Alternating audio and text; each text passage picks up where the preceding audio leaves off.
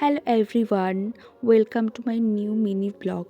Good morning সবাইকে। তো আজকে সকালবেলা উঠে ফ্রেশ হয়ে আমি স্কিন কেয়ার করে নিলাম।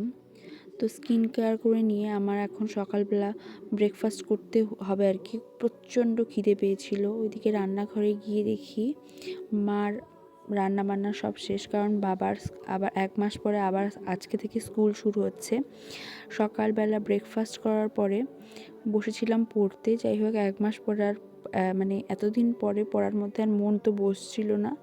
যাই হোক, পড়া যখন হলোই না, তো উঠে গিয়ে আমি বাইরে গেছিলাম একটু। কত শিউলি ফুল পড়ে আছে দেখো।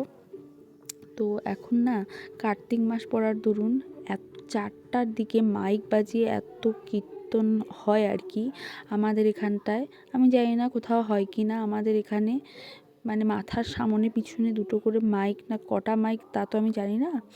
এত আওয়াজ হয়, 4টা থেকে 4:30টার মধ্যেই ঘুম ভেঙে যায়। এত মাথা যন্ত্রণা করে, মানে অসম্ভব যন্ত্রণা করে। তো দুপুরে খাওয়া দাওয়া করার পরে দিয়েছিলাম একটা লম্বা ঘুম। তারপরে সন্ধ্যাবেলা উঠে চা খেয়ে নিলাম।